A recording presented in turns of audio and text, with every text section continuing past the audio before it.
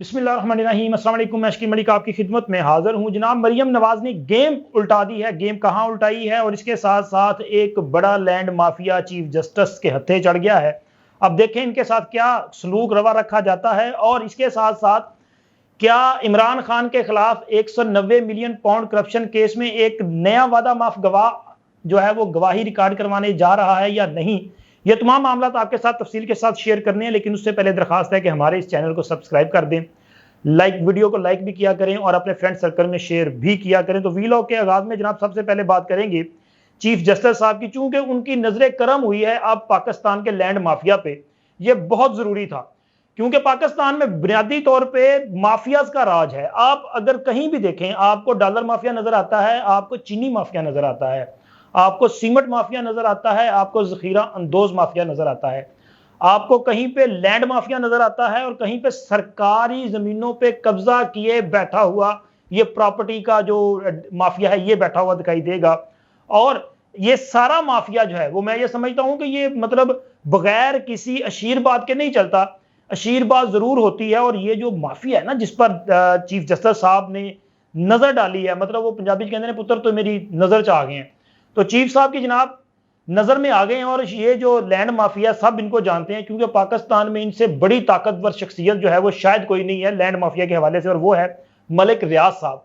क्योंकि मलिक रियाज साहब का पिछले कई सालों से बहरिया टाउन कराची, इसी तरह बहरिया टाउन रावलपिंडी और मरी के जो अराजी जात हैं इनके केसेस मुख्तलिफ अदालतों में चलते रहे हैं। लेकिन मलिक रियाज जो कि कहते हैं कि जी मैं तो अपनी फाइल को टायर लगा देता हूं, पैर लगा देता हूं, पहिए लगा देता हूं, और वो कैसे लगाते हैं ये आप समझ सकते हैं।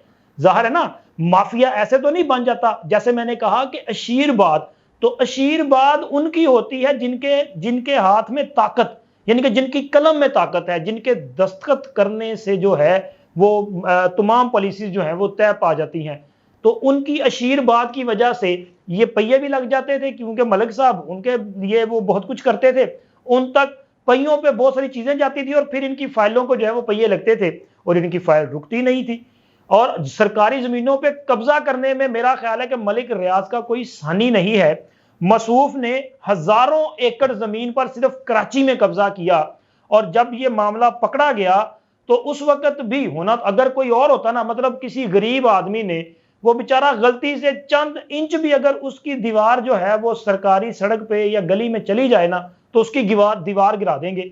वहां पे जनाब वो डीसी साहब, डीपीओ साहब, पूरी फोर्स आ जाएगी और वो दीवार गिराएंगे और उस पर पर्चा भी हो जाएगा, उसको सजा भी दी जाएगी, जुर्माने भी किए जाएंगे। लेकिन ये ताकतवर इतने हैं कि इन पर कोई किसी किस्म की जो है वो सजा नहीं होती। अब देखें मामला सुप्रीम कोर्ट तक गया और सुप्रीम कोर्ट में भी जो है वो सेटलमेंट की गई कि 460 अरब या 90 अरब के करीब ये रकम थी कि जो इनको कहा गया कि जी आप ये कराची जो बहरिया टाउन की सरकारी जमीन पे आपने कब्जा किया है ना उसकी मद में आप ये रकम जमा करवा दें। इनको क्यों नहीं वो जमीन वापस लेगी? किसी और के पास होती ना ये जमीन, किसी गरीब आदमी में, वो बेचारे ने कोई 2-4 मरले ही वहां पे जमीन वो मतलब रहायश के लिए रख ली होती, तो सरकार ने जनाब ये बहुत बड़ा जुर्म तस्वर होना था और वो जमीन भी वापस होनी थी, जुर्माना भी होना था और कई साल के लिए उसने जेल में भी जाना था और उसकी शायद जमानतें भी बाद में ना होती। लेकिन इनको कहा गया कि जी आपने ये 460 अरब या शायद इससे ज्यादा सी रकम, मुझे करेक्ट फिगर जो है वो याद नहीं है, तो इनको ये कहा गया कि आपने वो जमा करवाना है। लेकिन वह उसमें भी मसूफ को जो है वो सहूलतकारी मिल गई क्योंकि हर दौर में जब पैसा चलता है तो फिर सहूलतकारी मिल ही जाती है और मसूफ को हर दौर में सहूलतकारी दस्तयाब रही है। वो चाहे कोई भी हो, वो मुल्क में आमरीत का दौर हो या नाम निहाद जमहूरियत का दौर हो, हर दौर में इनको जो है वो सहूलतकारी मुयस्सर रही है। इवन के अभी चंद साल पहले तक इमरान खान साहब की शक्ल में भी इनको सहूलतकारी मुयस्सर थी और उस वक्त भी इनका ब्लैक मनी का पैसा जो मनी लॉन्ड्रिंग के जरिए पाकिस्तान का पैसा बरतानिया गया था और बरतानिया की वहां की नेशनल एजेंसी ने यह पैसा पकड़ा और इन्वेस्टिगेट करने के बाद पता चला कि यह पैसा तो पाकिस्तान के गरीब अवाम का, यार यह पैसा तो मनी लॉन्ड्रिंग करके पाकिस्तान से चुरा के चोरी करके यहां लाया गया। उन्होंने वो पैसा पाकिस्तान भेजा और बदकिस्मती थी कि पाकिस्तान में उस वक्त इमरान खान की हुकूमत थी और इमरान खान साहब ने क्या किया कि उन्होंने भी सौदेबाजी की। उन्होंने वो पैसा इस मद में जो जुर्माना हुआ था मलिक रियाज को बहरिया टाउन कराची के लिए, उस मद में सुप्रीम कोर्ट में जमा करवा दिया। हालांकि पैसा तो था हुकूमत पाकिस्तान का, वो हुकूमत पाकिस्तान के खजाने में जाना चाहिए था।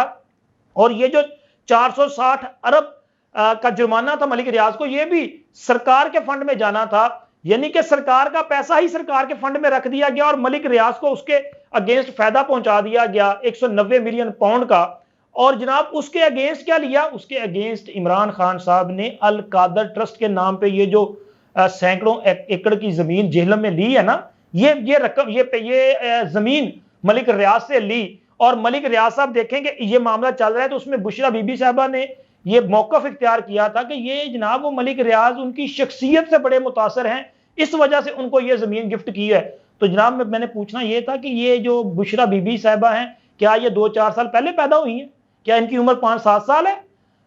आप तो पिछले 50-60 साल से पाकिस्तान में मौजूद हैं, माशाल्लाह आपका आस्थाना बड़े वो क्या कहते हैं नजरों न्याज बड़ी थी, वहां पे बहुत चल भी रहा था, लोग आ जा भी रहे थे, सारा कुछ था। और आपके तो चर्चे वो जुबाने ज़दे आम थे, आपके मौकलात जो हैं उनकी पहुंच बहुत दूर तक थी, बल्कि आपके मौकलात में तो बड़ी बड़ी ताकतवर शख्सियत का नाम भी आता है। तो तब भी तो आप यहाँ पे मौजूद थी, उस वक्त आपकी शख्सियत से, आपके कारनामों से मलिक रियाज इंस्पायर नहीं हुए थे कि या जिस वक्त आप पाकिस्तान में आपको खातून अव्वल का स्टेटस था आपके पास, उस वक्त ही आपकी शख्सियत से वो मुतासर होना था। और वो जो हीरे की गुठियां आपको गिफ्ट की जा रही थी वो भी शायद इसी वजह से की जा रही होंगी, नहीं जी आप बड़ी बरगजीदा खतून हैं इस वजह से। तो असल बात यह है कि जनाब ये सहूलतकारी और वो पहिए जो मलिक रियाज कहते रहे हैं कि मैं तो अपनी फाइलों को और अपने कामों को जो है टायर लगा देता हूं, पहिए लगा देता हूं, तो उस वजह से ये सारा कुछ होता रहा है। और अब सुप्रीम कोर्ट ने यानी कि मौजूदा चीफ जस्टिस साहब ने एक लंबे अरसे के बाद, मेरा ख्याल है कि 2013-14 से यह मामला चलता आ रहा है, अब आप सोचेंगे 2013-14 से आज 2023 यानी कि कम से कम 9 से 10 साल गुजर चुके हैं। और इस दौरान कितने चीफ जस्टिस साहिबान आए हैं, और मेरा ख्याल है कि सब ने अगर इस केस को पुट किया है ना तो शायद कोई टायर शायर ही लिए हैं और कोई मामला नहीं हुआ। लेकिन मौजूदा चीफ जस्टिस साहब से यह उम्मीद है इस कौम को कि इन्होंने इस मामले को अब टेकअप किया है, यानी कि काजी फायज ईसा साहब ने यह अमल दरामद केस है, इस पर इन्होंने नोटिस जारी कर दिए हैं। नोटिस जारी करते हुए नया बेंच भी तश्कील दिया है और मलिक रियाज समेत दीगर जो फ्रीकैन है इनको तलब कर लिया है कि आओ जी दसो जरा अभी तक आपने क्या कुछ किया है, कितना पैसा जमा करवाया है, और जो सेटलमेंट होनी थी वो हुई है नहीं हुई है, जमीनों का स्टेटस क्या है, और वहां पे आपने जो लोगों को फाइलें बेची हैं क्या वो फाइलों के अगेंस्ट उनको प्लाट भी मिलेंगे या वो बेचारे भी आगे पीछे रुड़ रहे हैं। तो जो नया बेंच इस पे कायम किया गया है वो 3 रुकनी बेंच है और इसकी सरबराही जनाब खुद चीफ जस्टिस काजी फायज ईसा साहब कर रहे हैं। इसके साथ साथ जस्टिस अमीनुद्दीन खान साहब और जस्टिस अतर मिनल्ला साहब इस बेंच का हिस्सा हैं।